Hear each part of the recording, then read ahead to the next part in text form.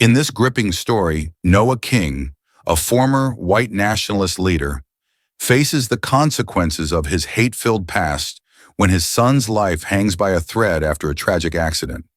As Maya Coleman, a dedicated nurse, fights to save his child, Noah begins a journey of redemption, confronting the beliefs that once defined him and the people he hurt. But can he truly change, and will those he wronged ever forgive him? Watch as Noah's life takes unexpected turns and leave your thoughts in the comments. Can someone really find redemption? Don't forget to like, subscribe, and hit the notification bell for more powerful stories. The emergency room at St. Gabriel's Hospital in Nashville was buzzing with the kind of frenzied energy that marked every Friday night. The fluorescent lights above flickered intermittently, casting a cold clinical glow over the bustling medical staff. The constant beeping of monitors, the murmur of voices, and the squeaking wheels of stretchers moving across the linoleum floor filled the air, a chaotic symphony of urgency.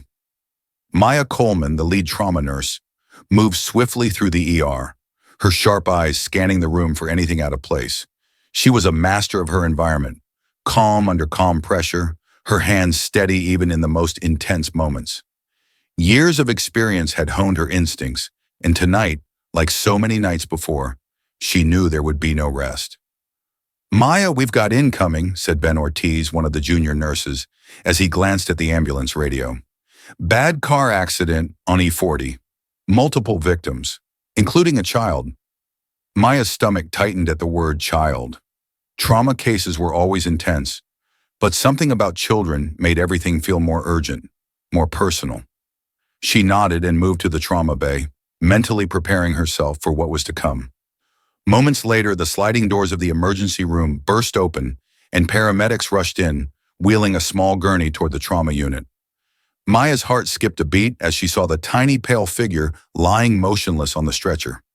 A boy, no more than 6 or 7, his small body covered in a thick blanket, his face ghostly white beneath the oxygen mask.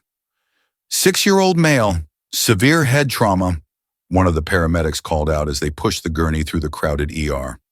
"Car accident on the highway. Truck flipped over the guardrail. Head injury, possible internal bleeding. Unresponsive since the scene." Maya immediately stepped into action. "Get him into trauma room 1. I need a crash cart, intubation kit, and fluids. Now!" Her voice was calm but commanding, cutting through the noise like a scalpel. She could feel the tension mounting in the room, but she didn't have time for emotions. Not yet. As the paramedics rattled off more information about the boy's condition, Maya's focus narrowed. His pulse was weak, his breathing shallow, and his blood pressure was dangerously low. She glanced at the boy's face. His eyes closed, a large bandage wrapped around his head, blood seeping through. He was teetering on the edge of life and death. "What's his name?" Maya asked as she prepared the intubation kit. "Matthew King," the paramedic replied, his voice tight. "His father was driving. He's in critical condition too, but the boy, it's bad." Maya didn't flinch, her hands moving with practiced precision as she prepared to intubate the child. "We need to stabilize him for surgery. Let's move." The ER staff worked like a well-oiled machine, each person knowing their role, but Maya felt the weight of responsibility pressing down on her more heavily than usual. She had seen this before. Children caught in accidents that weren't their fault, their tiny bodies broken by forces far beyond their control. It never got easier. As she carefully inserted the breathing tube, her mind raced. They needed to get Matthew into surgery immediately. The CT scan would show the extent of his injuries, but from the looks of it, he had severe brain trauma. Time was running out. "Get Dr. Patel down here for emergency consult," Maya called to one of the nurses as she checked the boy's vitals again. "We need to move fast." But before she could finish her sentence, the doors to the trauma bay swung open again, and a man burst through, disheveled, blood on his clothes, his face contorted with panic. "Where's my son?" he shouted, his eyes wild as they darted around the room, searching for Matthew. "Where is he?" Maya glanced up and recognized the man immediately. Noah King, Matthew's father. She had seen his face on the news more than once. He was infamous in the community. A leader of white nationalist rallies, a man who spewed hate and division at every opportunity. His vitriolic speeches had made him a well-known figure in Tennessee and beyond, and the sight of him sent a wave of unease through the room. But this wasn't the man from the television now. This was a father in agony. "Where's my boy?" Noah's voice cracked as he moved toward the gurney, his hands trembling. Maya stepped in front of him, her professional demeanor never wavering. "Mr. King, we're working on stabilizing your son. Please step back and let us do our job." Noah's eyes locked onto hers, and for a moment, the room seemed to freeze. His face twisted with anger, his entire body vibrating with barely controlled rage. Maya could see hatred in his eyes, the loathing radiating from him like heat. He wasn't just a desperate father. He was a man who saw her as something less than human. "What the hell is this?" Noah spat, his voice low and venomous. "You think I want you?" He stopped short, almost choking on the slur that he had used so freely in his speeches. His fists clenched, his knuckles turning white as he struggled to keep his temper in check. "Get away from my boy." The air in the room thickened with tension, every nurse and doctor on edge as they watched the confrontation unfold. Maya's heart raced, but she didn't show it. She had faced anger and fear from parents before, but this was different. Noah King wasn't just angry, he was filled with a lifetime of hatred that had no place in this room. Maya took a step closer to the gurney, her voice firm and unyielding. "Your son is in critical condition, Mr. King. I'm the lead trauma nurse on this case, and if you want him to live, you'll let me do my job." For a moment, the room was silent. Noah's face flushed red with fury, his breathing heavy as he glared at her. It looked as though he might lash out, but then his gaze shifted to Matthew, who lay unconscious, the machines beeping softly around him. Reality seemed to crash down on him like a wave, and Noah took a step back, his shoulders slumping in defeat. "Fine," he hissed through gritted teeth, "but don't think I'm okay with this." Maya didn't respond. She didn't have time for hatred. Her focus was on Matthew now, on saving his life. Her hands moved quickly, adjusting the IV, checking his oxygen levels, and preparing him for surgery. The boy's vitals were still dangerously unstable, but there was a chance, if they worked fast enough, if they didn't lose precious minutes to emotions. The other nurses glanced nervously between Maya and Noah, the tension in the room palpable, but Maya's calm never wavered. She had been here before on the front lines of life and death, where every second counted and every decision mattered. She couldn't afford to let anything distract her. Finally, after what felt like hours but had only been minutes, Matthew's condition stabilized enough to be moved to the operating room. "Get him to surgery now," Maya ordered, her voice steady as she turned to the transport team. "We don't have any time to lose." As they wheeled Matthew out of the trauma bay, Maya stayed behind, her heart pounding in her chest. The confrontation with Noah lingered in her mind, the raw, unfiltered hatred in his eyes something she couldn't shake. She had seen racism before. She had lived with it her entire life. But this was different. This was personal, immediate. The hours after Matthew was taken into surgery felt like a blur. The emergency room had calmed down, but Maya's thoughts were still racing. She moved through the motions of her job, treating patients, coordinating with the staff, but her mind kept drifting back to the boy on the operating table, and the man who had stared her down with such venom. She knew who Noah King was. Everyone did. His rallies had drawn crowds of hundreds, sometimes thousands, of people who shared his hateful views.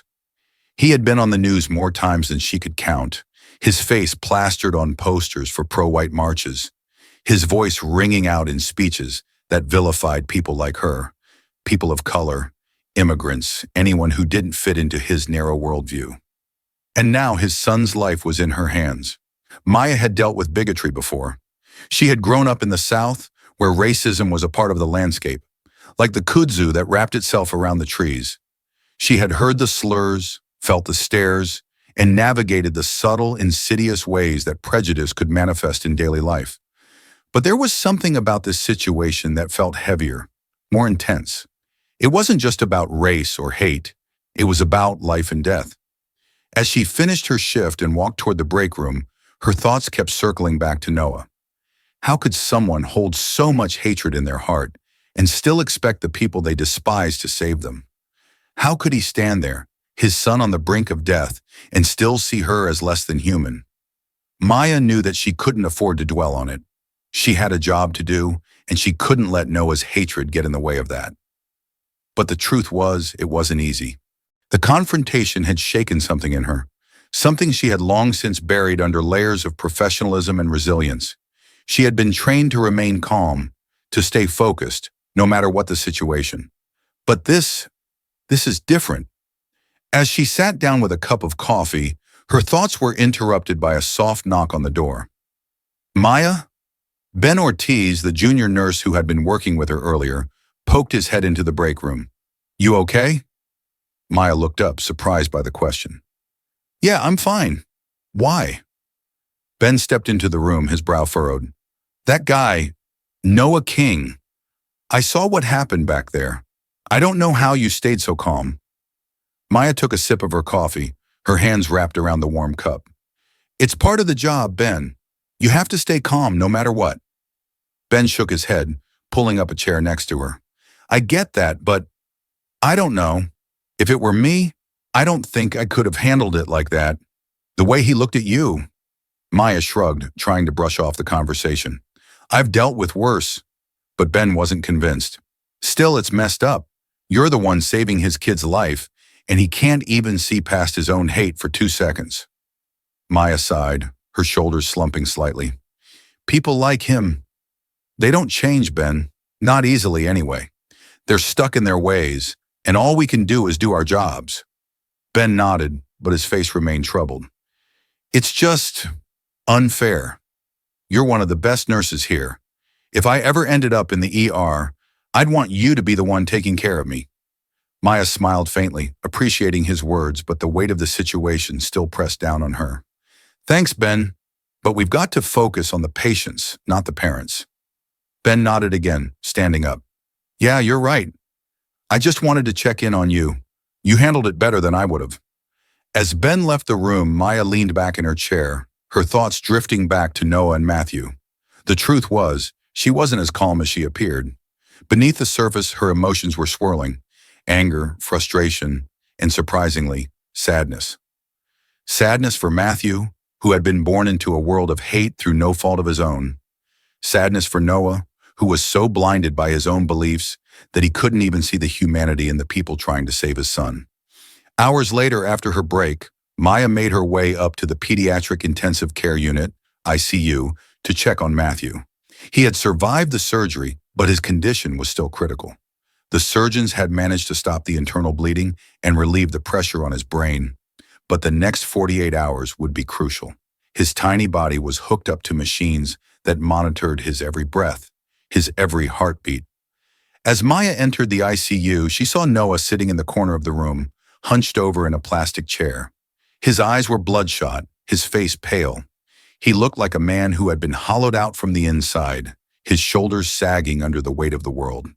He didn't acknowledge her as she stepped into the room, and Maya didn't try to engage him. She moved quietly, checking Matthew's vitals, adjusting the IV drip, and making sure everything was in order. The boy's chest rose and fell in shallow breaths, each one a reminder of how fragile life could be. As she worked, Maya could feel Noah's eyes on her, though he never said a word. The tension in the room was thick, unspoken, but heavy. Maya had been in similar situations before, dealing with parents who were angry, scared, desperate. But this felt different. It wasn't just the fear of losing a child. It was something deeper, something darker. Noah's hatred was palpable, even in his silence. After a few minutes, Maya finished her checks and turned to leave the room. But just as she reached the door, Noah's voice stopped her. You think you're better than me, don't you? Maya paused, her hand on the doorknob. She didn't turn around, but she could hear the venom in his voice, the raw anger that simmered beneath the surface. I don't think about you at all, she replied, her voice calm but firm. Noah scoffed, leaning forward in his chair. You people always act like you're above us, like you've got something to prove. Maya took a deep breath, then turned to face him. Her eyes were steady, her expression unreadable. I'm here to save your son's life, Mr. King. That's all I care about. For a moment, Noah didn't respond. His face was twisted with rage, his fists clenched. But there was something else in his eyes. something fragile. Fear. Desperation. He looked down at his hands, his knuckles white from the tension, and finally spoke, his voice barely above a whisper. "Why?" he asked, his voice cracking with emotion. "Why would you help him, knowing who I am, knowing what I believe?" Maya's heart softened slightly, but her voice remained calm and controlled. "Because he's a child, and no child deserves to suffer for the sins of their parents." Noah's mouth opened as if to argue, but no words came out. He stared at her for what felt like an eternity, the weight of her words hanging in the air between them, heavy and undeniable. Maya didn't wait for a response. She turned and left the room, leaving Noah alone with his thoughts. The sterile hum of machines filled the pediatric intensive care unit, ICU, where the air seemed thick with tension. Noah King hadn't left his son's bedside since the surgery. Matthew's tiny frame lay still on the hospital bed, surrounded by wires, tubes, and monitors tracking every breath and heartbeat. Noah's hands trembled as he sat hunched over, his elbows on his knees, eyes locked on the boy's chest, rising and falling. Too shallow, too slow. In the stillness, Noah felt a gnawing fear that threatened to unravel him completely. He was a man who had always believed in control, in power, in the dominance of his ideas and convictions. But sitting in that small room, he felt powerless for the first time in his life. The doctors had saved Matthew, but they couldn't promise that he'd recover fully. There was still brain swelling, still the risk of infection, and no one knew if there'd be long-term damage. His chest tightened as he imagined the worst. Matthew, his bright, laughing boy, could be reduced to someone who couldn't walk, talk, or play. It was too much to bear. A father wasn't supposed to feel this helpless, but here he was, reduced to watching, waiting, and hoping. Noah couldn't tear his eyes away from Matthew's fragile form. His thoughts tumbled in circles. It should have been me, he thought bitterly. If anyone deserved to suffer, it was him. Noah had been driving the truck that night. His anger from the rally had clouded his judgment. He was speeding, distracted, replaying the venomous words he'd shouted into the microphone to a cheering crowd. And then, everything had gone wrong in an instant. The truck had spun out of control, flipped over the guardrail, and Matthew had paid the price. Guilt clawed at Noah's insides like a beast, gnashing at him, making it hard to breathe. He glanced at his son's still face, and for the first time in a long time, tears welled up in his eyes. He blinked them back, refusing to let himself break down, but the emotion was overwhelming. He was a failure, as a father, as a man, and as a protector. A soft knock at the door broke through his storm of guilt. Maya Coleman entered the room quietly, her movements as graceful and steady as they had been in the ER. She didn't speak to him directly, she never did. But she approached Matthew's bed and checked the monitors, her eyes sharp and focused. Her calm was infuriating. How could she stay so composed when everything was falling apart? Noah watched her work, the resentment bubbling up inside him once more. Maya was everything he had spent his life fighting against. A black woman, confident, educated, and in control.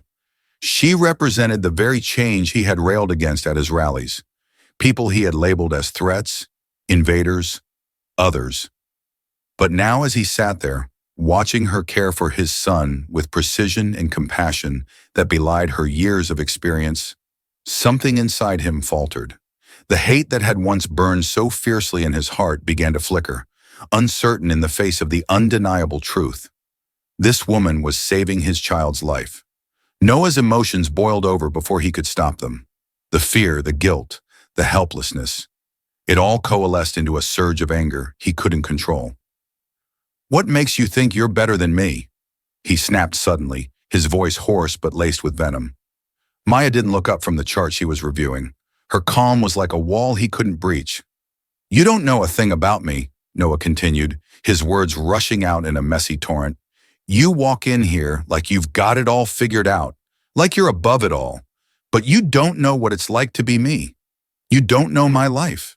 At that, Maya paused. Slowly, she turned to face him, her expression unreadable. For a long moment, she said nothing, and the silence in the room grew heavy. Finally, she spoke, her voice quiet but firm. "You're right," she said. "I don't know your life, Mr. King, and I don't need to." Noah's fist clenched at his sides, the sharp sting of her calm slicing through him like a blade. She didn't understand. How could she? She didn't know the pressures he faced, the expectations, the weight of a legacy built on centuries of tradition. She didn't know what it was like to feel your whole world slipping away, to watch the people you once led turn on you. "I'm not trying to be better than you," Maya continued, her gaze never wavering. "I'm trying to save your son's life." Her words hit Noah like a punch to the gut. He recoiled as if stung, the fight draining out of him. He wanted to argue, to push back, to defend himself, but the truth was he didn't have anything left to say. His anger felt hollow, a flimsy shield against the overwhelming reality that his hatred had no place in this room. Not when his son's life was hanging by a thread. Maya turned back to the chart, her hands steady, her focus unbroken. "I'm here for Matthew," she said, her voice softer now but still resolute. "And I'll do everything in my power to help him. But that's all I care about." Noah's throat tightened. He wanted to scream, to rage, but the words wouldn't come. Instead, he sat there, slumped in his chair, the weight of his guilt pressing down on him like an anchor. For the first time in his life, Noah King didn't have a response. He couldn't fight the truth any longer. Days passed in a haze of exhaustion and anxiety. Matthew's condition remained critical but stable. Every hour felt like an eternity. Every beep from the machines a reminder of how fragile life truly was. The ICU was a world unto itself, a place where time seemed to stretch and compress, where the outside world faded away, leaving only the struggle between life and death. Noah had barely slept since the night of the accident. He couldn't bring himself to leave Matthew's side, even for a moment. He refused to eat, refused to go home. His mind was consumed with worry about Matthew's future, about what he would do if his son didn't wake up, about everything he had done to bring them to this point. But something else had begun to creep into his thoughts as well. Maya. He couldn't ignore her any longer. Every time she entered the room, a knot of conflicting emotions twisted in his chest. She was always so calm, so composed. She moved through the room with an air of quiet confidence, never wavering, never faltering. Her presence unnerved him, not because she was black, but because she was everything he had tried to deny existed: competent, strong, and compassionate. Noah found himself watching her more closely now. He noticed the way she interacted with the other nurses and doctors, the way they respected her, the way they deferred to her judgment. She wasn't just another nurse. She was a leader, and it infuriated him. Not because she was doing anything wrong, but because she was doing everything right. How could someone like her, a person he had spent his life vilifying, be the one saving his son? How could everything he believed about people like her be so wrong? Noah didn't want to admit it, but the cracks in his worldview were widening. He had spent years building a fortress of hate and ignorance, but now that fortress was crumbling. And the more time he spent in that hospital room, the more he realized that the walls he had built weren't as strong as he once thought. One afternoon, as Maya checked Matthew's vitals, Noah found himself speaking without thinking. "You're good at this," he said quietly, his voice barely audible. Maya didn't look up from the monitors, but she acknowledged his words with a small nod. "Thank you." Noah hesitated, unsure of what to say next. He hadn't meant to compliment her. The words had slipped out before he could stop them, but now that they were out, he couldn't take them back. I didn't expect that," he admitted, his voice shaky. Maya glanced at him, her expression unreadable. "Expect what?"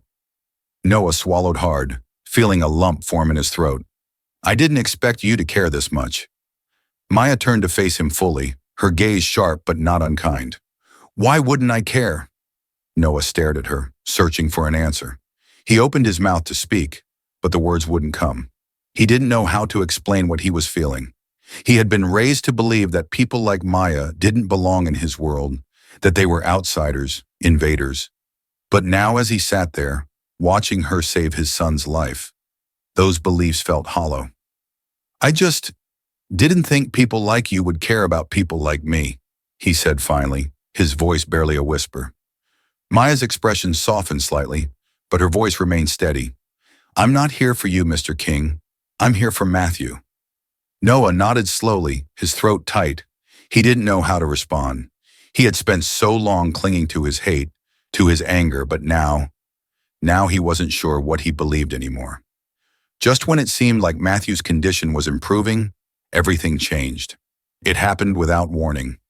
1 minute, Matthew was breathing steadily, his vitals holding strong, and the next, alarms blared, piercing the silence of the ICU. Noah's heart lurched in his chest as the machines monitoring his son's condition flashed red, the beeping turning frantic. Doctors and nurses rushed into the room, their faces grim with urgency. Maya was at the forefront, her calm demeanor cracking for the first time as she barked orders to the team. Get the crash cart, she shouted, her hands moving quickly to check Matthew's pulse. We need to stabilize him now. Noah stood frozen, his blood running cold as he watched the chaos unfold. His son's small body lay limp on the bed, his chest barely rising and falling. Noah's legs felt like they were made of lead, his breath caught in his throat. He wanted to scream, to beg someone to save his boy, but he couldn't move. He was paralyzed by fear.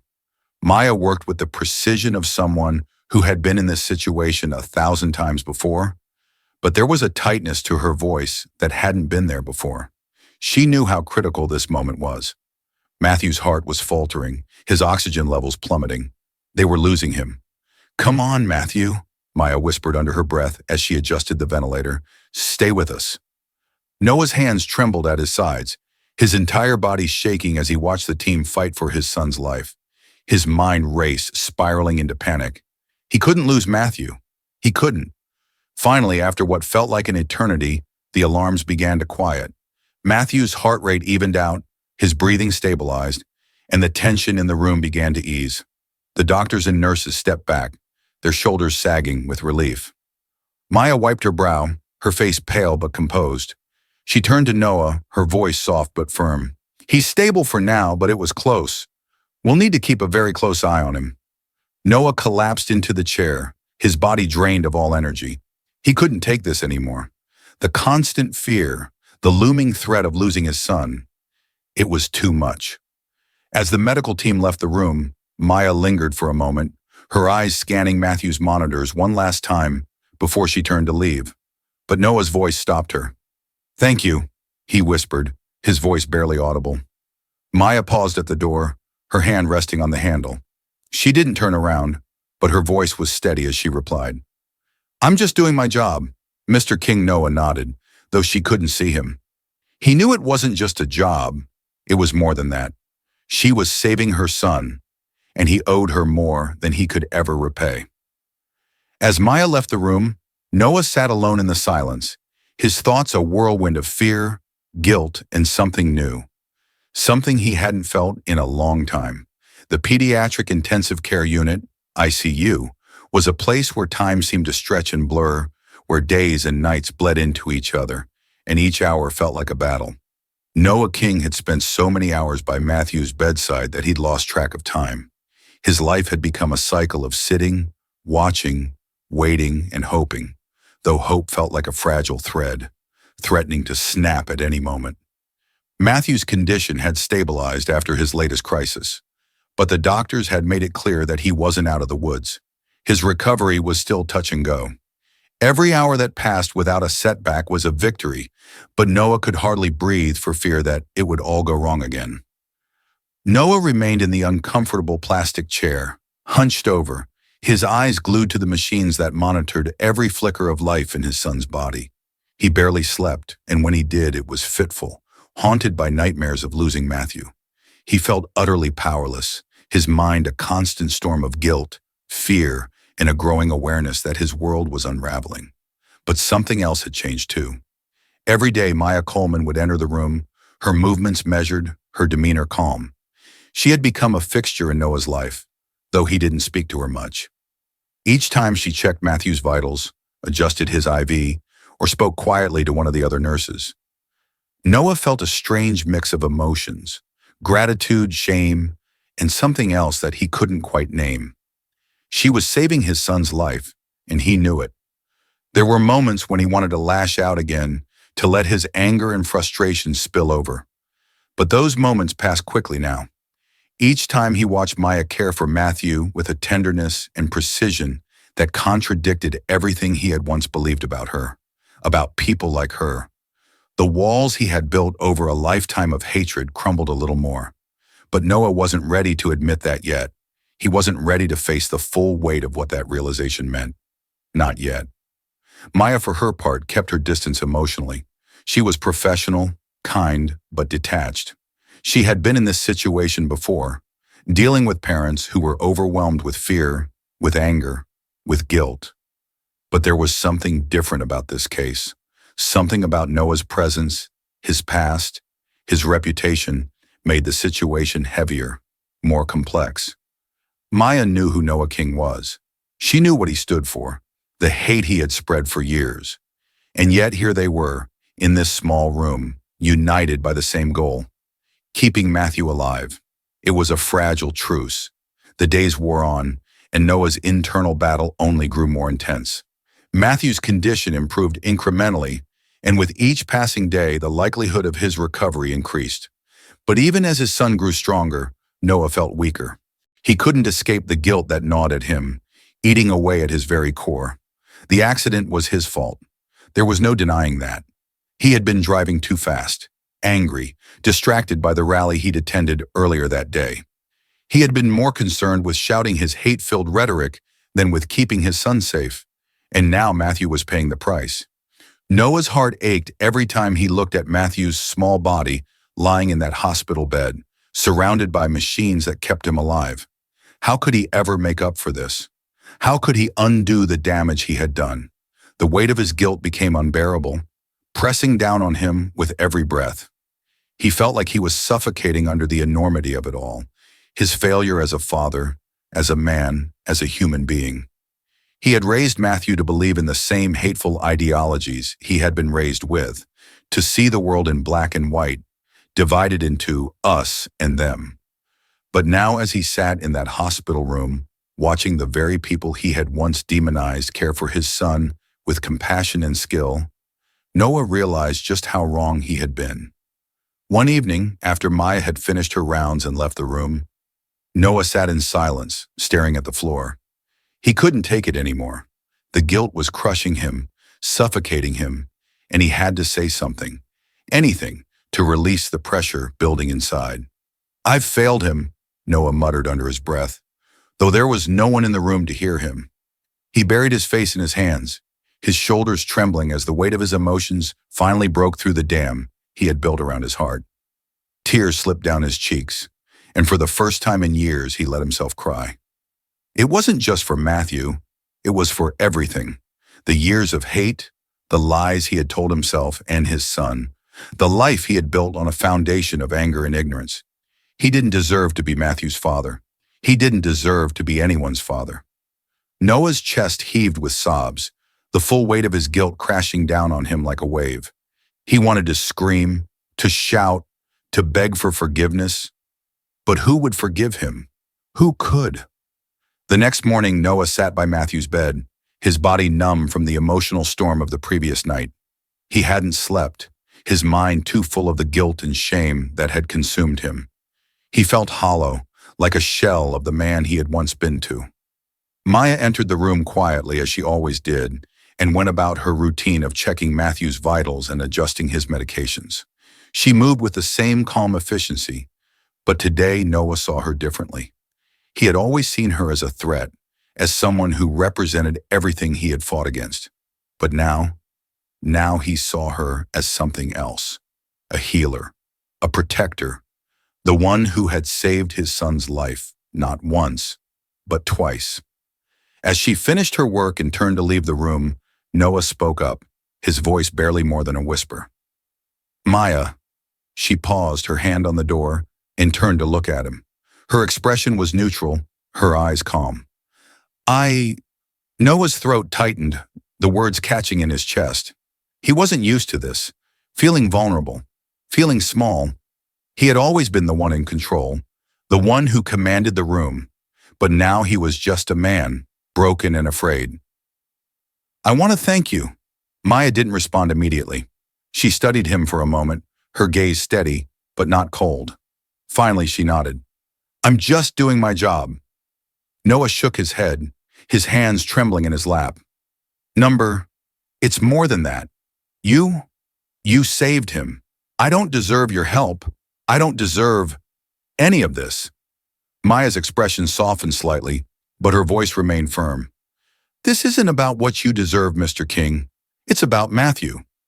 Noah swallowed hard, his heart aching with the truth of her words. She was right. This wasn't about him. It had never been about him. It was about Matthew, giving his son the chance to live, to grow, to become something better than what Noah had tried to mold him into.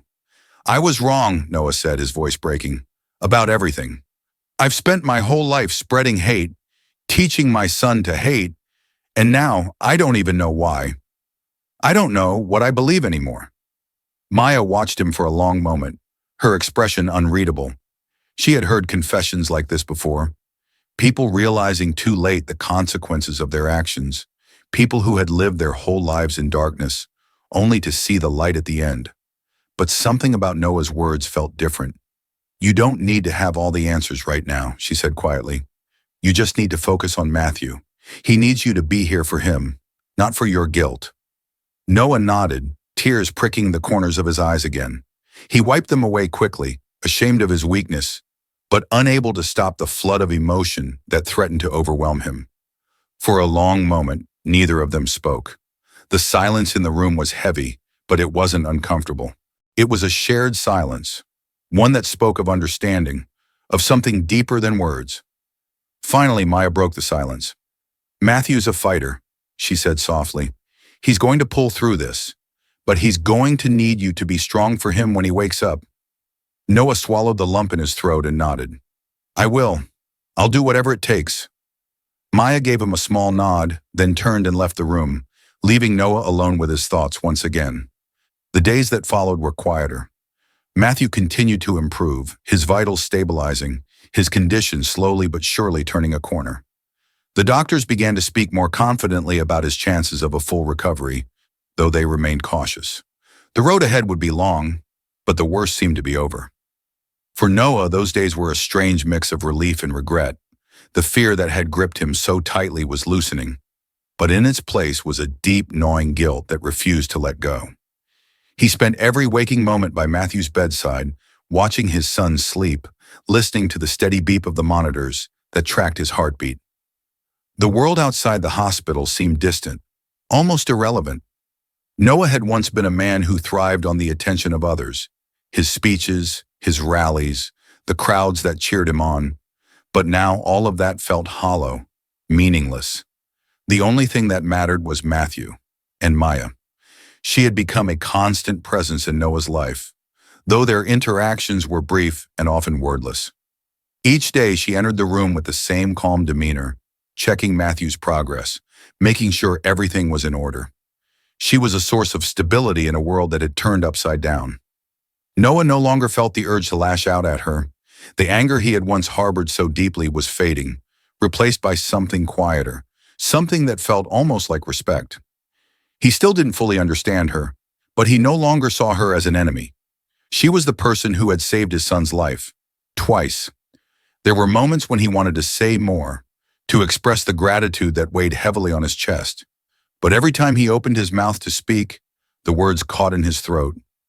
How could he thank her, knowing the things he had said, the things he had believed? How could he ask for forgiveness when he wasn't sure he deserved it? The truce between them was fragile, unspoken, but real, and for now it was enough. For a moment, Noah allowed himself to believe that the worst was behind them. Matthew had shown signs of improvement, his vitals stable, his breath steady. The doctors were cautiously optimistic, and while the ICU was still filled with the sterile hum of machines, there was a sense of hope creeping in. But the illusion of progress shattered in an instant. It happened on a quiet afternoon. Noah had just returned to the hospital from a brief trip to the cafeteria, a rare moment when he forced himself to step outside for air. As he approached the ICU, the unmistakable sound of alarms pierced the hallway. His heart stopped, and for a split second, he froze in place, terror seizing his body. Then he ran. Bursting into Matthew's room, Noah was met with chaos. Doctors and nurses were swarming around Matthew's bed, the machines screaming their frantic warnings as his son's vitals plummeted. Maya Coleman was in the thick of it, her calm precision a stark contrast to the frantic energy around her. "What happened?" Noah demanded, his voice shaking with panic as he was forced back by one of the nurses. "What's happening to my son?" Maya didn't turn to face him, her attention focused entirely on Matthew. "His heart rate's dropped, and he's not getting enough oxygen," she called out, her voice strained but controlled. "We need to intubate now." Noah's heart pounded in his chest as he watched Maya and the doctors move with urgent efficiency. Matthew's body looked so small, so fragile beneath the tangle of wires and tubes. His face had turned a sickly shade of gray, his breaths shallow and weak. Noah felt like he was suffocating just watching him. He had thought they were past the worst of it. He had believed, foolishly, that his son was on the road to recovery. But now, watching the life drain from Matthew's tiny body, Noah was gripped by a fear so profound that it left him breathless. "Please," Noah whispered, his voice breaking. "Please, save him." Maya didn't answer. She was too focused on Matthew, her hands moving quickly as she assisted the doctors, her eyes scanning the monitors for any sign of improvement. The tension in the room was palpable, thick with the unspoken fear that this could be it, that they might lose Matthew for good. Noah's entire world narrowed to that single moment. Nothing else mattered, not the rallies, not the speeches, not the beliefs he had once held so fiercely. The only thing that mattered was Matthew, his son, his little boy. The thought of losing him was unbearable. Finally, after what felt like an eternity, the machines began to quiet. Matthew's heart rate stabilized, his oxygen levels rising as the doctors successfully intubated him. The team stepped back, their faces drawn with relief but still tense. The crisis had passed, but the danger was far from over. Maya wiped the sweat from her brow, her hands trembling slightly as she checked Matthew's vitals once more. "He's stable," she said quietly, turning to face Noah for the first time. Her voice was calm, but there was a flicker of exhaustion in her eyes. "But we need to run more tests. Something's not right."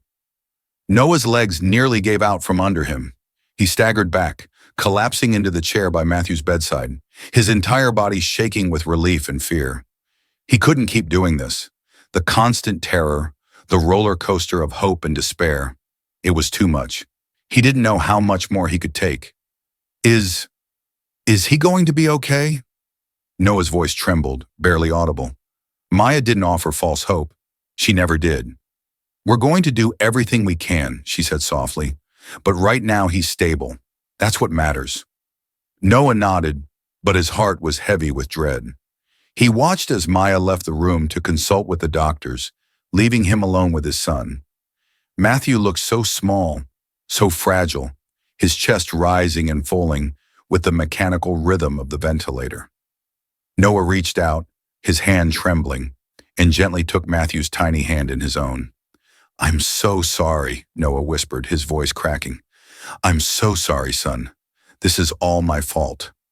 Tears filled his eyes as he sat there, holding his son's hand, the weight of his guilt pressing down on him like a physical force. He had brought them to this point, his reckless driving, his distracted mind, his anger, and now Matthew was paying the price. Noah closed his eyes, letting the tears fall freely. He had failed his son in every way that mattered. The following hours were a blur of tests, scans, and consultations. The doctors confirmed what Maya had suspected. Matthew's collapse had been caused by a latent heart condition, likely triggered by the trauma of the car accident. The accident had done more than just damage his head. It had disrupted his heart's rhythm, a ticking time bomb that had only just now gone off. Matthew would need immediate surgery to correct the condition, and even then there were no guarantees. Noah sat in the waiting room, his hands clasped tightly in his lap, his knuckles white with tension. The sterile, white walls of the hospital seemed to close in around him, the smell of disinfectant sharp in his nostrils. He was alone, utterly alone. The weight of everything that had happened pressed down on him, suffocating him. Maya had explained the situation as clearly as she could, but all Noah could hear were the words, "no guarantees." He couldn't lose Matthew. He couldn't. Time passed agonizingly slowly as Noah sat there, waiting for the surgery to begin. He could hear the faint sounds of the hospital staff moving through the hallways, the distant murmur of voices. But everything felt distant, like it was happening in another world. All he could think about was Matthew, lying on that operating table, fighting for his life. And he couldn't help but think about how they had ended up here, how his own arrogance, his own hatred, had led them to this moment. If it hadn't been for Maya, Matthew might already be dead. She had saved him twice now, and yet Noah had spent his life hating people like her, people who didn't fit into his narrow worldview. It was a bitter truth to swallow, but it was undeniable. As he sat there, his mind racing, Noah felt a familiar anger bubble up inside him. Not at Maya, not at the doctors, but at himself. He had been wrong, so wrong. All his life he had been taught that the world was divided into us and them, that there were good people and bad people, and that those divisions were clear and unchangeable.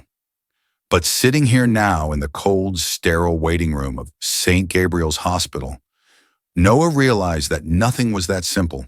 Maya had proven that. She had shown him more compassion, more care than he had ever shown anyone outside his own family. And she had done it without hesitation, without expecting anything in return. Noah didn't know how to reconcile that with the man he had been. He didn't know how to move forward from here, how to rebuild the pieces of his broken life. But he knew one thing for certain: he couldn't go back. He couldn't go back to the hate, the anger, the division. He couldn't raise Matthew in a world of hate, not after everything that had happened. Noah's chest tightened as he thought about the rallies, the speeches, the people he had inspired with his hateful rhetoric. He had been so blind, so wrapped up in his own sense of superiority, that he had never stopped questioning the cost of that hate. And now that cost was staring at him in the face. "Mr. King?" Noah looked up, startled by the voice. It was one of the surgeons, his face tired but calm. "The surgery went well," he said, offering a small, reassuring smile. "Matthew made it through. He's stable, but we'll need to monitor him closely over the next few days." Relief flooded Noah's body, and for a moment he thought he might collapse from the sheer force of it. He had been holding his breath for so long, waiting for the worst, that he didn't know how to process the good news. "Can I see him?" Noah's voice trembled, but the relief was palpable. The surgeon nodded. "He's being moved to recovery now. You can sit with him while he wakes up, but it will take some time." Noah nodded, his heart still pounding in his chest. He followed the surgeon down the hallway, his mind a whirlwind of emotions, relief, gratitude, and the ever-present guilt that had become a constant companion. When Noah entered the recovery room, Matthew was still unconscious, his small body connected to various machines and monitors. But this time, the beeping of the machines wasn't the frantic, terrifying sound of a life slipping away. It was steady, rhythmic, reassuring. Noah sank into the chair by Matthew's bedside, his body sagging with exhaustion. He reached out and gently took Matthew's hand in his own, his heart aching with love and regret. His son had been through so much, more than any child should ever have to endure, and Noah knew that he had played a part in that suffering. As he sat there, watching Matthew's chest rise and fall with each steady breath, Noah's thoughts drifted back to Maya. She had been the one constant throughout this entire ordeal, the one person who had never wavered, never faltered in her care for Matthew. She had been there when Noah's world had fallen apart, and she had held it together with her steady hands and calm presence. And yet Noah had spent his life fighting against people like her, people who didn't look like him, who didn't share his background, his beliefs. He had spent years building walls between himself and people like Maya, and now those walls were crumbling before his eyes. Noah leaned forward, resting his head in his hands. The weight of his guilt was overwhelming, crushing him from the inside out. He didn't know how to make up for the things he had done, the things he had said. He didn't know how to undo a lifetime of hatred, but he knew that he had to try. When Maya entered the room a few hours later, Noah didn't look up right away. He was too ashamed, too exhausted, But when he finally raised his eyes to meet hers, he saw something in her expression that took him by surprise. Compassion. She wasn't angry with him. She wasn't judging him. She was just there, offering her steady, quiet strength, the same way she always had. "I don't deserve your help," Noah said quietly, his voice hoarse with emotion. "I've spent my life filled with hate, and I don't deserve any of this." Maya studied him for a long moment, her expression softening slightly. "It's not about what you deserve, Mr. King," she said gently. "It's about what you do next." Noah swallowed hard, her words hitting him like a punch to the gut. He had been so focused on his guilt, on his shame, that he hadn't stopped to think about the future, about what came after. Maya turned to check Matthew's vitals, her movements calm and measured as always. Noah watched her, his heart heavy with gratitude. He didn't know how to thank her. He didn't know if he could ever make up for everything he had done. But he knew one thing for certain. He couldn't live like this anymore. He couldn't go back to the man he had been. "I want to change," Noah said suddenly, his voice barely more than a whisper. "I don't know how, but I want to be better. For Matthew. For myself." Maya glanced at him, her eyes steady. "That's a good start." Noah nodded, his chest tightening with a mixture of fear and hope. It was a start, a fragile, tentative start. But it was something, and for now that was enough. In the weeks that followed, Matthew continued to recover. His progress was slow but steady, and each day brought new signs of improvement. The doctors were optimistic, though they cautioned that it would be a long road to full recovery. Noah took each piece of good news like a lifeline, holding on to the hope that Matthew would be okay.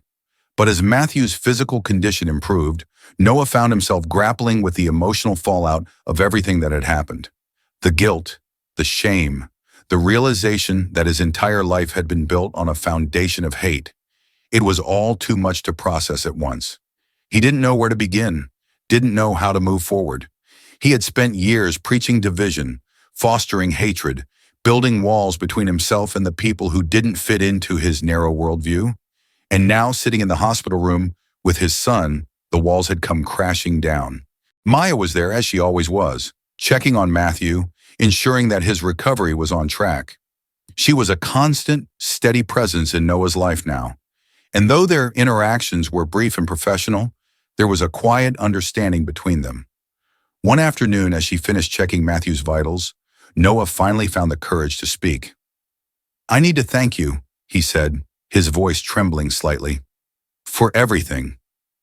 Maya glanced at him, her expression unreadable. "I'm just doing my job, Mr. King."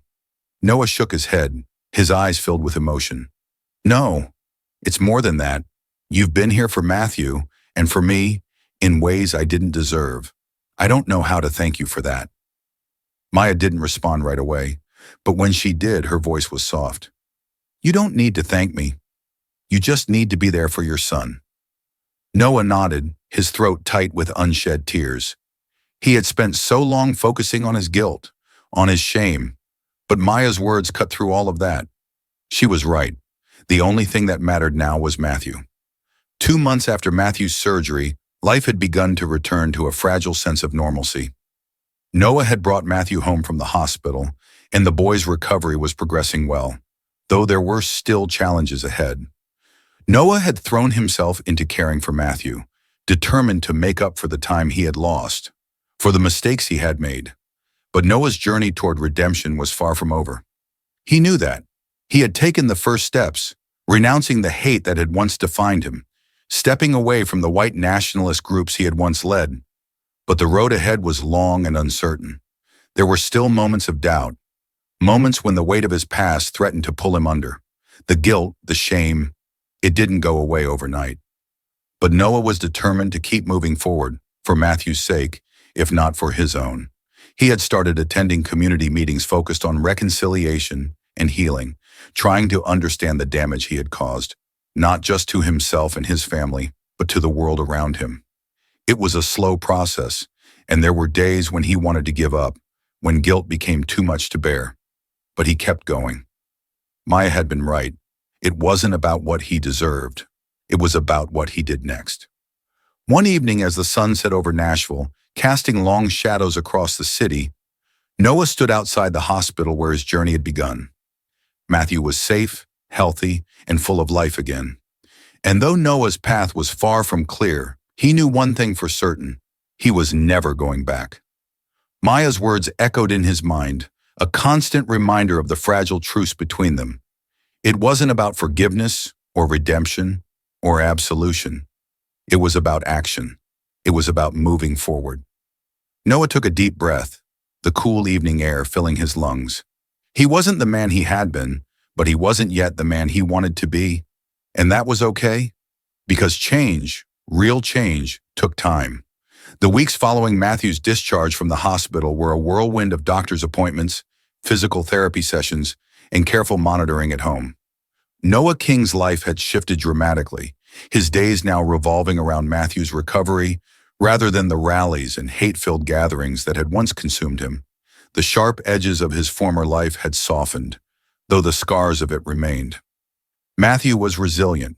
Despite the trauma he'd endured, both physical and emotional, he slowly began to return to the bright, curious boy he had been before the accident. His laugh filled the house again, his energy cautiously returning as his body healed. Yet there were nights when nightmares came, when Matthew woke up in a sweat, screaming from dreams of crashing cars and hospitals filled with beeping machines. Noah would sit beside him during those nights, holding his son in his arms, whispering reassurances that often felt as much for himself as for Matthew. The guilt still lingered, the knowledge that his own actions had put Matthew in that hospital bed. The weight of it was something Noah carried with him constantly, a reminder of who he had been and the long road he had yet to walk. In the quiet moments, Noah would sometimes find himself sitting on the porch, staring out into the twilight, wondering how he could move forward. He knew that Matthew needed stability, but Noah couldn't provide that until he reconciled with his past. It wasn't just about what he had believed. It was about the people he had hurt, the communities he had helped divide. There was a knock at the door one afternoon, and Noah opened it to find Maya Coleman standing there, a soft smile on her face. It wasn't unusual for her to check in, but today felt different. It wasn't about Matthew's medical needs. Today was about something else. "Hi, Noah," she said, her voice calm as always. "I was in the area and thought I'd check in on Matthew." Noah stepped aside, letting her into the house. "He's doing well. He's out back playing with his toys. I think he's getting stronger every day." Maya nodded. "That's great to hear. He's a strong kid, but I know it's not easy." Noah gestured toward the kitchen. "Can I get you something to drink? Coffee?" Maya shook her head, though she followed him into the kitchen and leaned against the counter. "No, thanks. I actually wanted to check in on you, too." Noah froze for a moment, surprised by her words. "On me?" Maya's expression softened. "You've been through a lot, Noah. You and Matthew. I just wanted to see how you're holding up." Noah didn't know how to answer that. He didn't feel like he had the right to talk about his own struggles when so much of the pain had been his own doing. "I'm trying," he said quietly, the words feeling inadequate. "Some days are harder than others." Maya nodded, understanding in her eyes. "That's normal. What you went through, what you're still going through, it's a process. It's not going to happen overnight." Noah looked down at his hands, the memory of his past actions, his speeches, his rallies, the venom he had spewed, still fresh in his mind. "I don't know if I'll ever be able to make up for what I've done." Maya's gaze remained steady. "Maybe you won't, but you don't have to carry the weight of your past forever. The most important thing is what you do now." Noah took a deep breath, feeling the truth of her words settle over him. He wasn't looking for forgiveness, not yet anyway, but he knew he needed to keep moving forward, for Matthew, for himself, for the people he had hurt. "You're right," Noah said softly. "I can't change what I did, but I can change what I do now." Maya smiled, a quiet, reassuring smile that Noah hadn't realized he needed to see. That's all anyone can ask. Noah had never been one for community gatherings that didn't involve some form of protest or rally, but in the months after Matthew's recovery, he began attending meetings at the local reconciliation center. It wasn't a publicized event, and Noah made sure to keep a low profile. He wasn't ready to face the broader world yet, not with the weight of his past still so present in his mind. But he knew he had to start somewhere. The meetings were small, intimate gatherings of people from all walks of life who had been affected by racism, hatred, and division. Some, like Noah, had been perpetrators of that hate. Others had been victims. The atmosphere was one of raw honesty, people sharing their stories, their pain, their regrets. At first, Noah was hesitant to speak. What could he say that would ever make up for what he had done? He had stood in front of hundreds of people, inciting them with hateful rhetoric, fostering anger and fear. He had been part of something destructive, something that had hurt countless people. The idea of speaking about it, of admitting it to strangers, felt overwhelming. But as the weeks passed, Noah listened to others, and slowly he began to open up. It started small, sharing his guilt, his shame over the accident, his realization that his beliefs had been built on lies. It wasn't easy, but it was necessary. Each time he spoke, the burden on his shoulders felt a little lighter, though it never truly left him. Maya had been right. It wasn't about finding forgiveness. It was about accountability, about taking the steps to rebuild not just his life, but the relationships and communities he had helped tear apart. One evening, after one of the meetings, a man approached Noah. He was older, his face lined with years of experience, his skin dark and his eyes kind but weary. "I remember you," the man said quietly, his voice not accusatory, but matter-of-fact. "I was at one of your rallies a few years ago, not as a supporter." Noah felt a wave of shame wash over him, his chest tightening. I'm sorry," he stammered, unsure of what else to say. The man studied him for a long moment before nodding. "It takes a lot to admit when you're wrong, more to actually do something about it." Noah swallowed hard. "I'm trying." "That's all you can do," the man replied, before turning and walking away. Noah stood there for a moment, the man's words ringing in his ears. It wasn't a moment of grand forgiveness or reconciliation, but it was a step. And right now, steps were all he could take. Noah sat on the porch with Matthew one late summer evening, the two of them watching the sun dip below the horizon. The air was warm, the sound of crickets filling the silence. Matthew, still recovering but much stronger now, sat cross-legged beside his father, his eyes wide with curiosity as he played with a small toy truck. "Dad?" Matthew's voice broke the quiet, his gaze turning to Noah. "Yeah, bud," Noah replied, looking down at his son, his heart swelling with love and guilt. "Why don't we go to the meetings anymore?" Matthew asked, his tone innocent. But the question struck Noah like a hammer. He had been taking Matthew to the rallies before the accident, teaching him the same hate-filled beliefs that had been passed down to him. Noah's heart ached. He had been so blind. "We're not going to those kinds of meetings anymore," Noah said softly, choosing his words carefully. He didn't want to overwhelm Matthew with the weight of everything that had happened, but he also knew he couldn't hide the truth. "I was wrong to take you to those. What we said, what I taught you, it wasn't right." Matthew tilted his head, confused. "But you said those people were bad." Noah felt the sting of his own words echoed back at him. How had he been so lost? "I was wrong, Matthew. People aren't bad just because they look different from us. I want you to grow up knowing that. Knowing that people, no matter what they look like or where they come from, deserve kindness and respect." Matthew nodded slowly, though Noah could tell he didn't fully understand yet. How could he? He was still so young. But Noah was determined to teach him the right things from here on out. "We're going to meet different kinds of people," Noah continued. "People who might look different or come from different places. And we're going to learn from them. We're going to listen." Matthew's brow furrowed as he considered this, then nodded. "Okay, Dad." Noah smiled softly, ruffling Matthew's hair. It was a start, a fragile beginning, but it was something. For Matthew's sake, it had to be. Several months after Matthew's recovery, Noah received a message from an unexpected source. Maya. She had never been one to reach out beyond her professional role, but this time was different. The message was simple, an invitation to a local event for community healing and dialogue. something the hospital was helping to sponsor. Noah hesitated for a moment.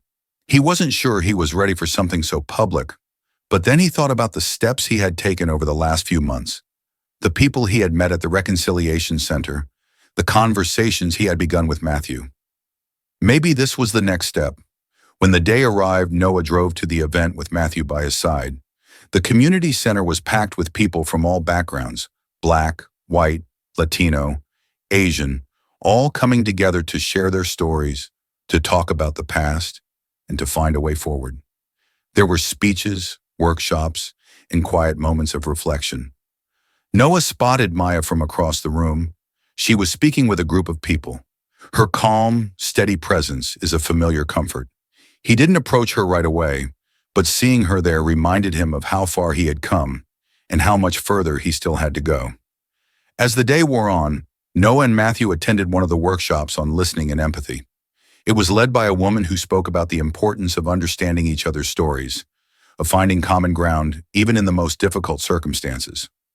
When it was Noah's turn to speak, he took a deep breath, the weight of his past heavy on his shoulders. But this time, he wasn't speaking out of guilt. He was speaking out of a desire to change, to be better for Matthew, for himself, and for the world around him. "I've spent most of my life building walls," Noah said quietly, his voice steady but emotional. "But I'm here today because I want to learn how to tear them down." There was a long moment of silence after he spoke. The room was filled with the quiet understanding of people who had all walked difficult paths. Noah glanced at Matthew, who was watching him with wide eyes, and for the first time in a long time, Noah felt like he was finally doing something right. As the evening drew to a close, Noah found himself standing outside the community center, the cool night air refreshing after the long day. Matthew was inside playing with some of the other children, his laughter carrying through the open windows. Maya approached him quietly, her expression soft but thoughtful. "I'm glad you came today," she said, her voice calm as always. Noah nodded, his heart full. "I'm glad too." There was a moment of silence between them, but it wasn't uncomfortable. It was a shared understanding, a quiet acknowledgement of the long road they had both traveled. Maya as the person who had saved Matthew's life, and Noah as the man trying to redeem himself.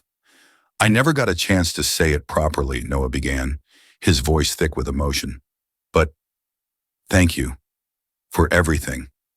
Maya smiled, a soft, genuine smile that spoke of forgiveness and understanding. "You don't have to thank me, Noah. Just keep doing the work. For Matthew, for yourself." Noah looked at her, his heart swelling with gratitude. He didn't know what the future held, but he knew one thing for certain. He wasn't the man he had been. He had a long way to go, but he was ready to walk that road, step by step, day by day. And for the first time in his life, Noah felt truly free. Months had passed since Noah King had publicly stepped away from the hate groups he once led. The tension that gripped his heart was constant, even when life at home seemed to be falling into a peaceful rhythm. He had taken the first steps, attending reconciliation meetings, apologizing privately to those he had wronged. But the real test still loomed ahead. The world outside of his home had not forgotten who he used to be, and Noah knew it was only a matter of time before he would have to confront his past head-on. The once familiar territory of social media now felt like an arena of judgment and conflict. Every time Noah's name was mentioned, it came with a mixture of vitriol and disbelief.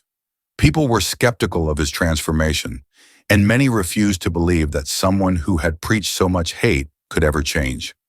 Even his public renunciation of white supremacy had been met with cynicism, and there were days when Noah wondered if there was any point in trying. Maya, as always, remained a steady presence in his life. They didn't see each other as often now that Matthew was recovering well at home, but she continued to check in. Their conversations had evolved beyond medical updates. They spoke of their struggles, their hopes, their fears for the future.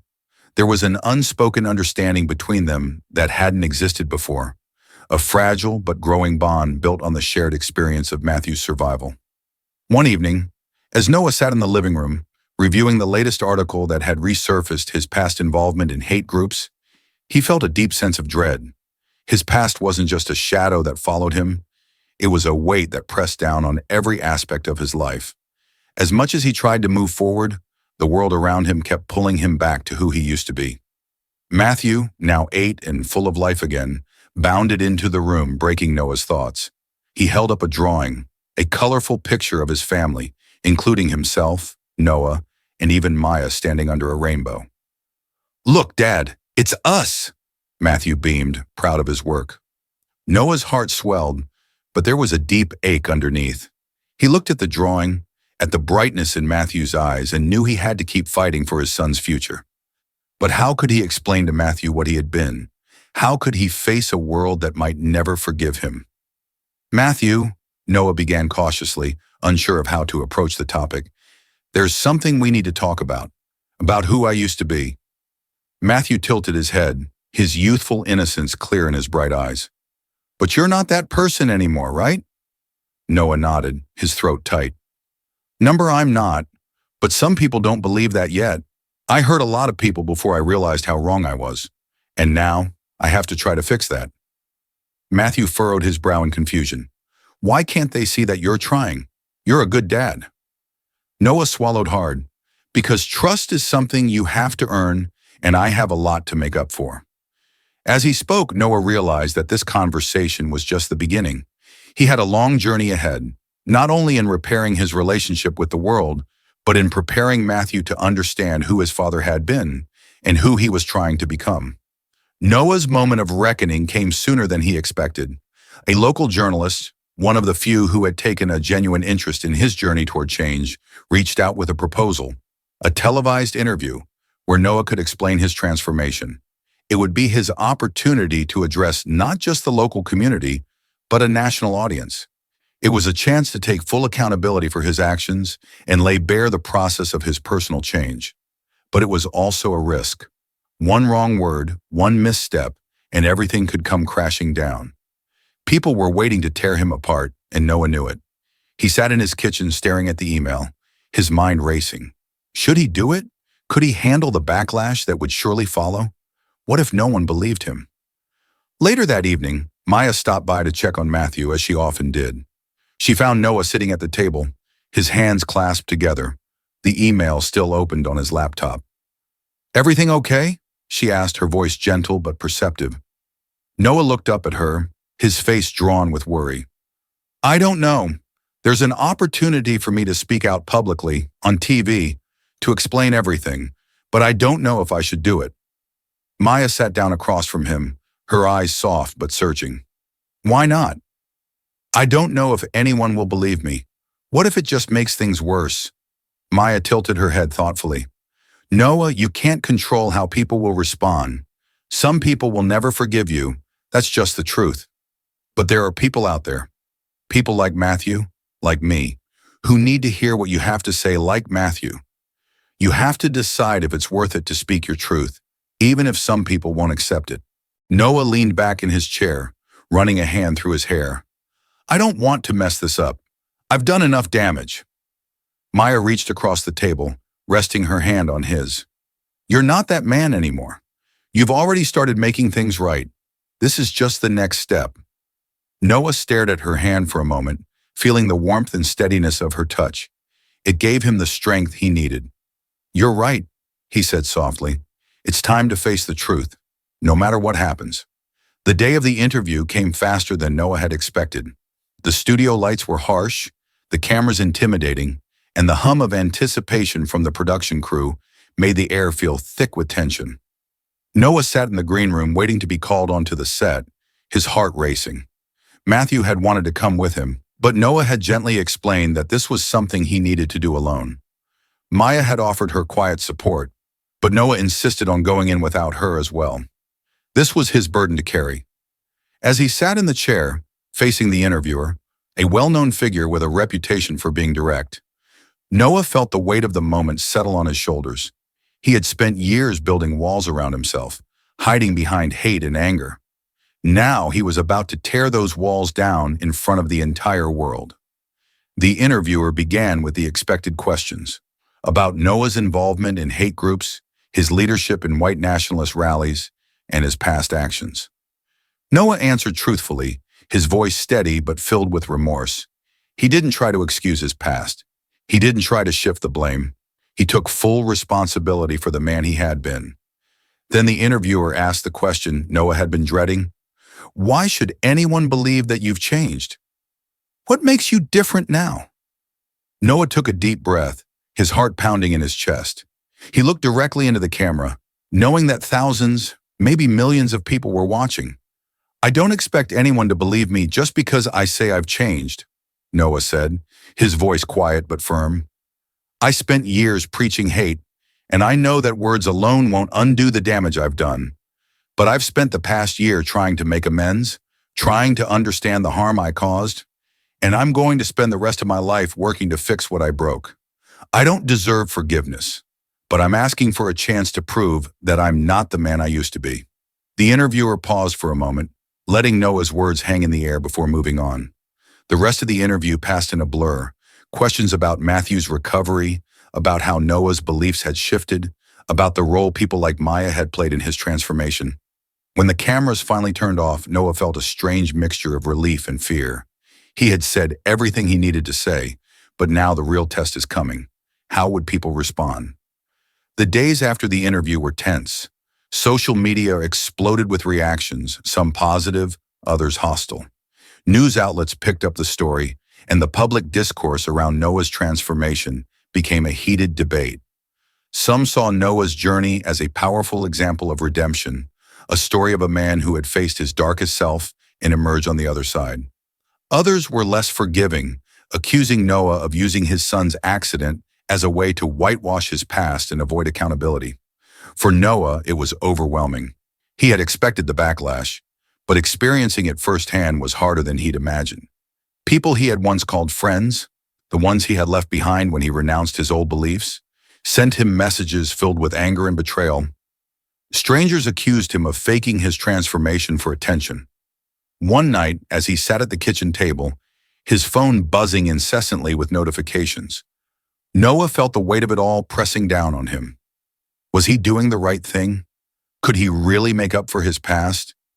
Or was he just fooling himself into thinking that change was possible? The sound of Matthew's laughter drifted in from the living room, where the boy was playing with his toy trucks. Noah closed his eyes, letting that sound fill him with a sense of purpose. No matter what the world thought of him, he had to keep going. For Matthew, for Maya, for the people he had hurt. A few days later, Noah received a letter in the mail. It was from a woman who had attended one of his old rallies, a woman of color who had been protesting against the hate Noah had once spewed. She had been a victim of the violence that had erupted that day, and her letter was filled with pain and anger. But at the end, she had written something that took Noah by surprise. I don't know if I can ever forgive you, the letter read, but I see that you're trying to change, and maybe that's enough for now. Noah sat with the letter for a long time, the weight of those words heavy but hopeful. He didn't need forgiveness. He didn't deserve it, but he was willing to work for it, for however long it took. As the months passed, Noah continued his work with the reconciliation groups, quietly contributing to community efforts aimed at healing the divisions he had once deepened. He didn't seek attention or recognition. He wasn't looking for praise. He just wanted to do the work. Maya remained a constant presence in his life, their relationship evolving from one of tension and professional distance to something more genuine, built on mutual respect and shared purpose. She didn't coddle him, nor did she offer easy answers, but she was there, a reminder of the possibilities that lay beyond the hatred Noah had once known. One afternoon, Maya invited Noah to attend a panel discussion at the community center, where people from different backgrounds were sharing their stories of reconciliation and healing. Noah was hesitant at first. He still felt like an outsider in these spaces. But he agreed. The room was filled with people from all walks of life. Some had been victims of racism, while others, like Noah, had been perpetrators of hate. The atmosphere was one of raw honesty, but also of hope, a belief that change, however slow and painful, was possible. When it was his turn to speak, Noah stood in front of the group, his heart pounding in his chest. He looked out at the faces of the people in the room, people he had once seen as enemies, now part of the community he was trying to heal. I spent most of my life thinking that I knew the truth, Noah began, his voice steady but emotional. I believed that the world was divided into us and them, and that those divisions were set in stone. But I was wrong. The truth is, we're all connected, whether we like it or not. And the walls I spent so much time building are the same walls that almost destroyed me. The room was silent, the weight of his words hanging in the air. I don't know if I can ever fully make up for the harm I caused, Noah continued, but I'm going to spend the rest of my life trying. Not for recognition, not for praise, but because it's the right thing to do. When he finished speaking, the room remained quiet for a moment before the applause began. Slow at first, then building as people stood in the support of his words. Noah's heart swelled with a mixture of relief and gratitude, but also a sense of responsibility. The journey ahead was still long, but for the first time in his life, he knew he was on the right path. The applause still rang in Noah's ears as he left the community center that evening. It was a sound he hadn't expected, a sound of support, of understanding, even of tentative acceptance. But despite the positive reception, Noah knew the applause wasn't the end of his journey. It was just the beginning of a much harder road, one where words weren't enough, where actions had to speak louder. As he walked through the parking lot, Matthew's small hand tucked into his, Noah felt the weight of the moment. He had taken a public stand, faced his past head-on, and shared his truth with people who had every reason to reject him. But for the first time, he saw the possibility of something he had never considered before. Forgiveness. Not just forgiveness from others, but the forgiveness he needed to give himself. At home later that night, after Matthew had gone to bed, Noah sat on the porch, the cool evening air washing over him. His thoughts were heavy, filled with memories of the man he had once been and the lives he had affected. He had been so certain in his beliefs back then, so driven by a sense of superiority and righteousness. But now as he looked back, all he saw was destruction. Bridges burned between people, relationships shattered, families torn apart by hatred. His phone buzzed in his pocket, breaking through his thoughts. He pulled it out, expecting another round of messages, both supportive and critical, about his speech at the panel. Instead, he saw a name on the screen that made his heart skip a beat. Jake Bryant. Jake had been one of Noah's closest allies during the height of his involvement in the white nationalist movement. They had organized rallies together, led protests, and fed off each other's anger. But after Noah's renouncement, Jake had been one of the first to condemn him publicly, calling him a traitor and accusing him of betraying their cause. Noah stared at the screen for a moment, unsure of whether to answer.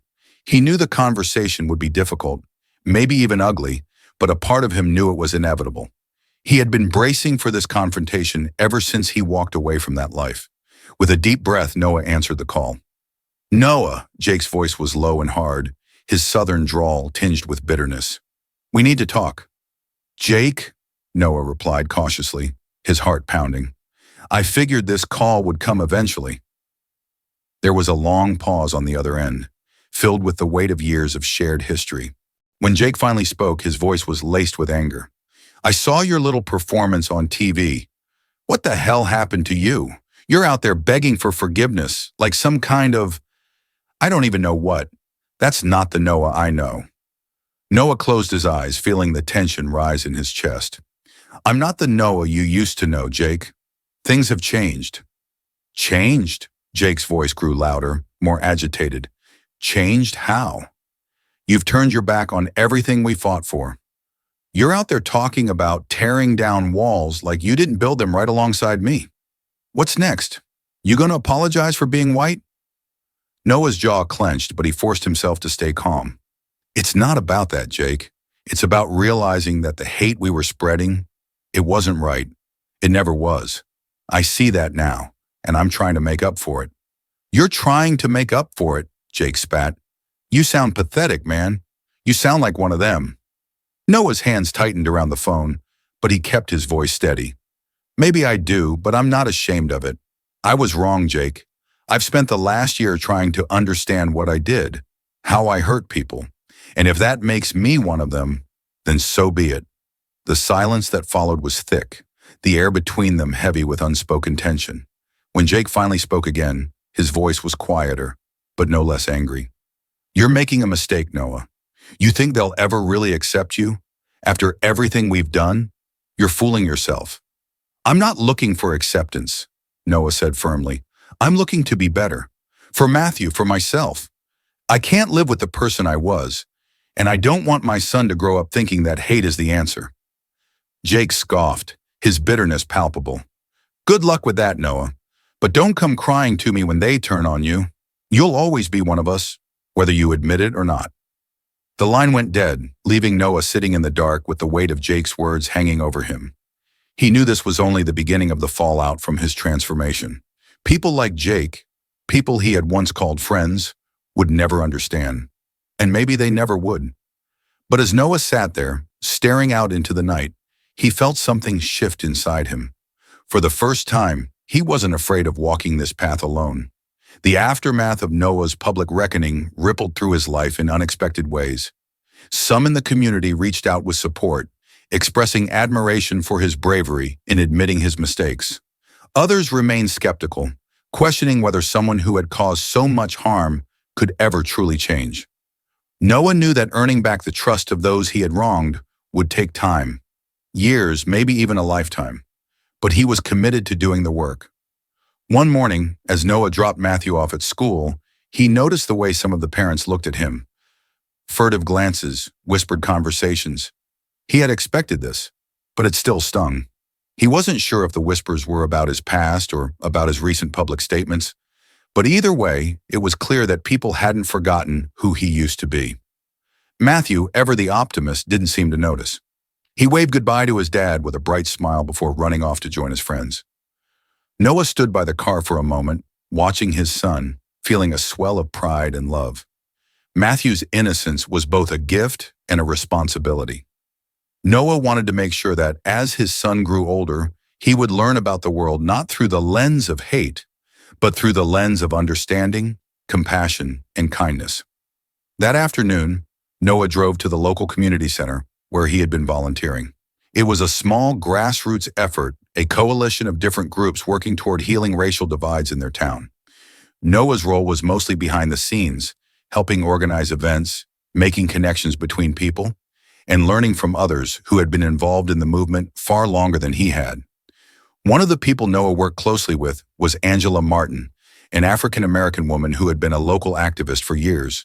Angela had been one of the first people to reach out to Noah after his public apology, offering him a place to start rebuilding the bridges he had burned.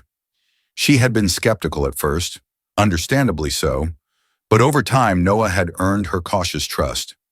As Noah walked into the community center, Angela waved him over. "Noah, we need some help with setting up for the youth program this weekend. Can you lend a hand?" "Of course," Noah replied, grateful for the chance to contribute. Angela handed him a clipboard, her eyes scanning him for a moment. "I heard about your interview," she said, her tone neutral but curious. "You handled yourself well." Noah shifted uncomfortably, unsure of how to respond. "Thanks. I wasn't sure how it would go, but I felt like I had to do it. I owed it to everyone." Angela nodded, her expression thoughtful. "It's not easy, you know, owning up to what you did. Most people just disappear, avoid fallout. But you're still here, still doing the work." Noah hesitated, then spoke from the heart. "I have to be here, Angela. I can't walk away from this. I did too much damage. I know that not everyone will ever trust me, and I don't blame them. But I'm not doing this for recognition. I'm doing it because it's the right thing." Angela studied him for a long moment before nodding slowly. "You're doing better than most. Just keep showing up." Her words, simple as they were, gave Noah a sense of purpose. He wasn't expecting praise, but knowing that people like Angela, people who had every reason to doubt him, were willing to let him keep trying, meant everything. Matthew's questions about the world were becoming more complex. As he grew older, he started noticing the things that Noah had once shielded him from, the realities of prejudice, inequality, and the divisions that ran through their community. One afternoon, as they sat together on the porch, Matthew turned to his father with a thoughtful expression. "Dad, why do some people hate other people just because they look different?" The question hit Noah hard, reminding him of his own past and the hateful rhetoric he had once believed in so deeply. He had been waiting for this question, knowing that one day Matthew would need to understand the complexity of the world. But even now, with all the time Noah had spent reflecting on his own journey, It wasn't an easy topic to discuss. Noah looked down at his hands, taking a deep breath before answering. It's because people are scared, Matthew. Sometimes when people don't understand something, they feel threatened by it, and instead of trying to learn or be kind, they choose to hate. Matthew frowned. But that doesn't make sense. Why don't they just talk to each other? Noah smiled softly. You're right, it doesn't make sense. But it's what happens when people don't take the time to get to know one another. They build walls between themselves and others. Like the walls you used to talk about? Matthew asked, his eyes wide with curiosity. Noah's heart ached. His past was a heavy burden, but he knew he had to be honest with his son. Yes, like the walls I used to build. But I was wrong, Matthew, and I'm trying every day to tear those walls down. Matthew considered this for a moment, then nodded slowly. I'm glad you changed, Dad. I like the new you. Noah smiled, his heart swelling with love for his son. Me too, bud. Me too. As the months passed, Noah continued his work in the community, slowly but surely rebuilding the bridges he had once burned. It wasn't easy, and there were days when the weight of his past felt unbearable. But every time he felt like giving up, he thought of Matthew. He thought of the future he wanted for his son, a future free of the hate and division that had once consumed him. Maya remained a constant in their lives. She and Noah had developed a quiet, steady friendship built not on shared history, but on shared purpose. Their paths had crossed in the most unlikely of circumstances, but now they walked a similar road, both committed to healing the wounds of the past.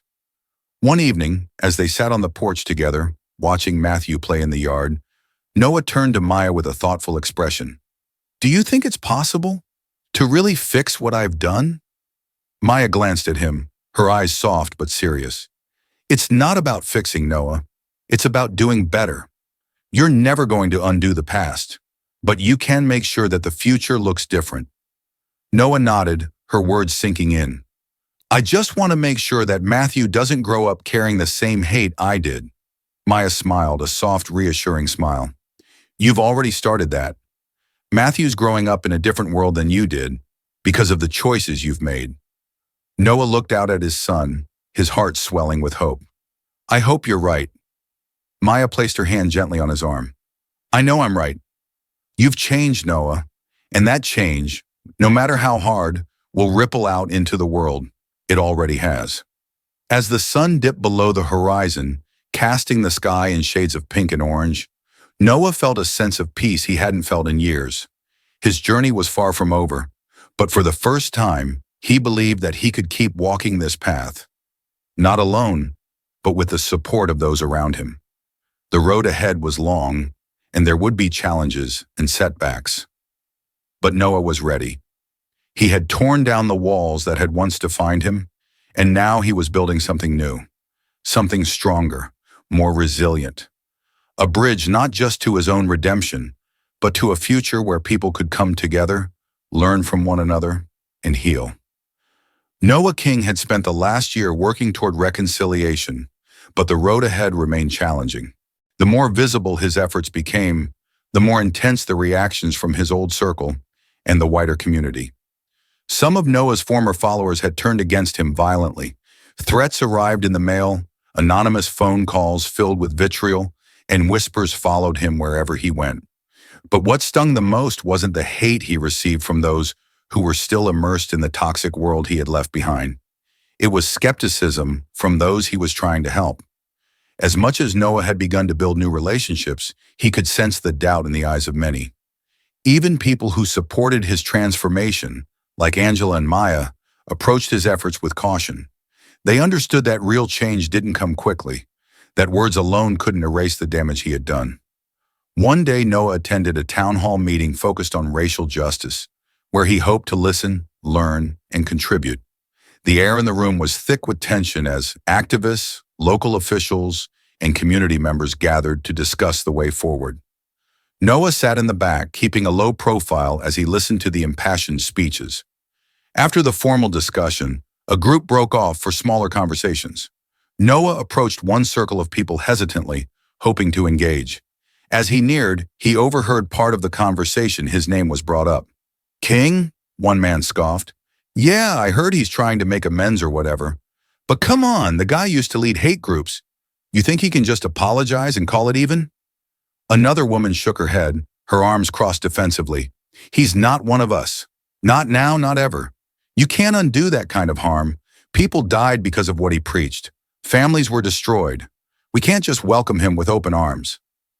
Noah froze, a familiar shame washing over him. He knew they weren't wrong. He had contributed to so much pain, so much division.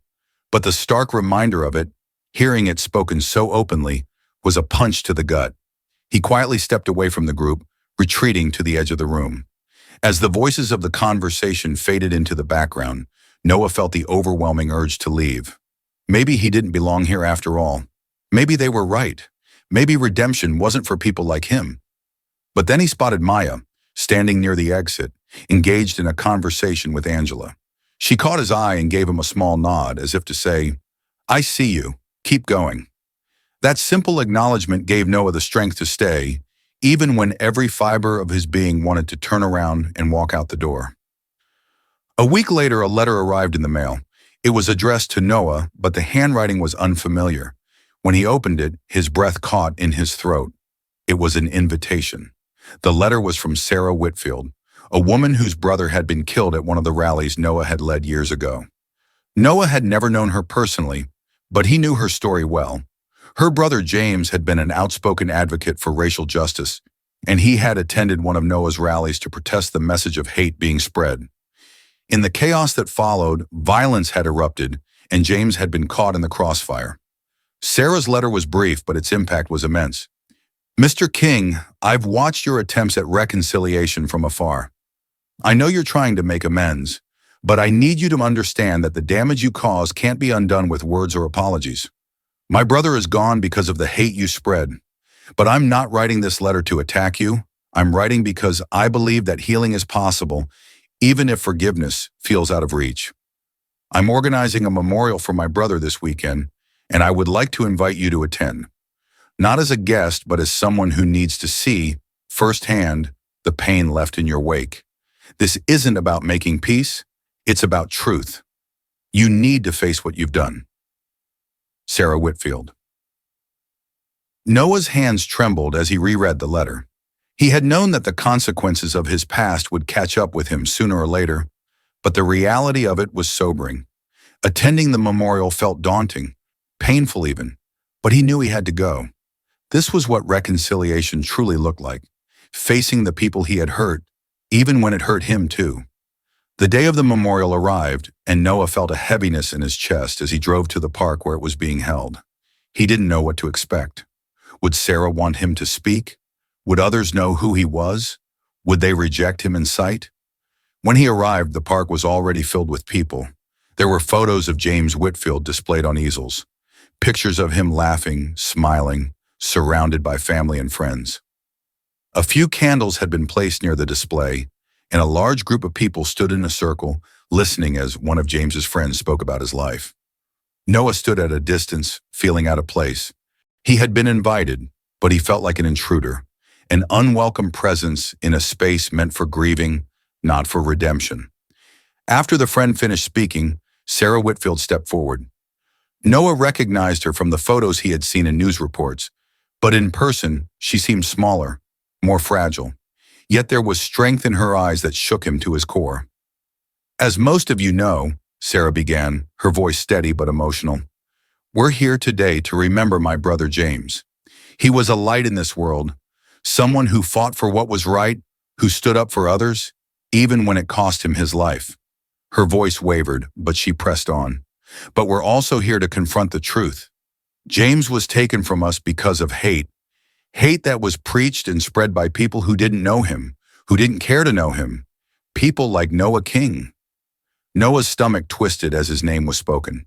He felt the eyes of the crowd shift toward him, and for a moment he wanted to disappear. But Sarah continued, "Noah King is here today, not because I've forgiven him, but because I believe that healing requires truth. He's trying to make amends, and while I don't know if that will ever be enough, I wanted him to see the impact of what he did. I wanted him to understand the pain he caused, not through news reports or letters, but face to face in this space of remembrance." Noah's throat tightened as Sarah's words sank in. She wasn't offering him a path to redemption. She wasn't giving him forgiveness. She was asking him to confront the truth, to witness the pain that his actions had caused. Sarah stepped back, motioning for Noah to come forward. He hesitated, his feet feeling like they were made of lead, but he knew he had to do this. Slowly, he walked toward the center of the group, every eye on him. The silence was suffocating. When he reached the center, he cleared his throat, his voice barely audible at first. I don't know where to begin, he started, his voice shaking. I don't expect forgiveness. I don't deserve it. But I want to start by saying how deeply sorry I am for what I did, for the hate I spread, for the lives that were destroyed because of it. The words felt small, inadequate. How could an apology ever make up for a lost life?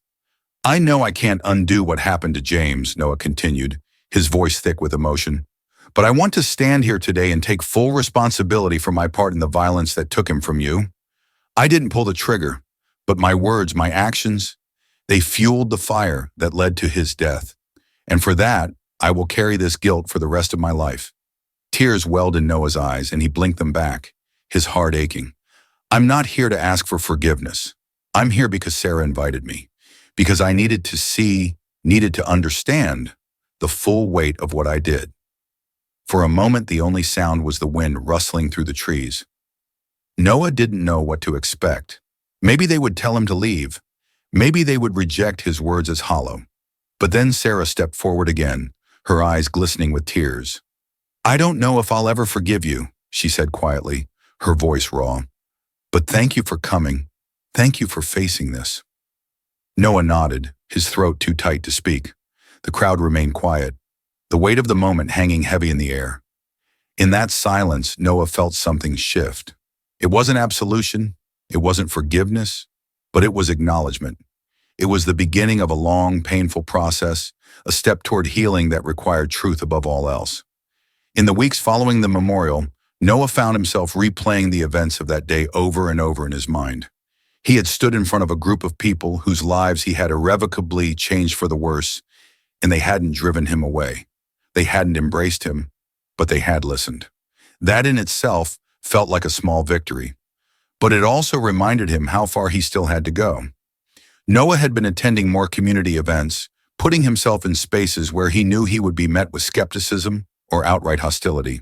He didn't go to these gatherings looking for redemption, but rather to confront the consequences of his past. He listened to the stories of those he had hurt, and he let their words sink in. Each conversation was a lesson in humility. One day after a particularly difficult meeting, Noah found himself sitting on a park bench, staring out at the playground where Matthew was running around with a group of kids. As he watched his son laugh and play, he felt the familiar ache of guilt rise in his chest. Matthew was innocent in all of this, but Noah's past still cast a shadow over their lives. Maya joined him on the bench, her presence a quiet comfort. They sat in silence for a while, watching the children play. Finally, Maya spoke. You did a brave thing going to that memorial, she said softly. Noah sighed, running a hand through his hair.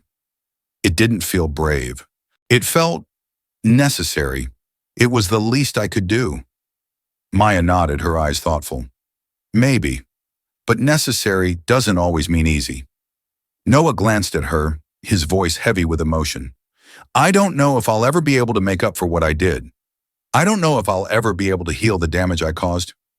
Maya looked at him, her gaze steady. You might not, but healing isn't always about making up for the past. Sometimes it's about creating something new, something better. Noah considered her words, feeling a small flicker of hope stirred in his chest. He wasn't sure what the future held, but for the first time in a long time, he believed that there was a future to work toward. As Matthew continued to grow, Noah became more acutely aware of the world his son was growing up in. The conversations about race, justice, and community were no longer abstract concepts. They were becoming part of Matthew's reality. Noah knew that his own past would eventually come up in more direct ways, and he wanted to be prepared for those conversations. One afternoon, as they sat together in the living room, Matthew turned to his father with a question that caught Noah off guard. Dad, why don't we go to the meetings you used to take me to anymore? Noah's heart skipped a beat. He had known this question was coming eventually, but it still hit him hard. "We don't go to those meetings anymore because they were wrong," Noah said, his voice gentle but firm. "I used to believe things that weren't true, things that hurt people.